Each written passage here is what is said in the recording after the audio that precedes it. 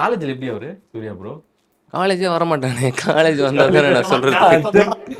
காலேஜே வரமாட்டாங்க. என்ன சொல்றீங்க? நைன் கூப்பிடணும். ஆ? காலேஜ் வந்தியாடா மச்சான்? மாஸ்டர். காலேஜ் வந்தா அவன் கேக்குது, இவன் போனா கேளுங்க. இல்ல நான்லாம் ரெகுலர் ஸ்டூடெண்ட் நான்லாம். ஓகே. அதுக்கு வேணாம். நீங்க அந்த இது கேட்டீங்களா, ஃபைட் எப்படி இருந்துச்சு? நான் என் பேர் கிஷோர். ஓகே. நாங்க 3 பேர் ட்ரெயின் ஆனோம். ஷா மாஸ்டர்னு ஒருத்தர் மூலியமா.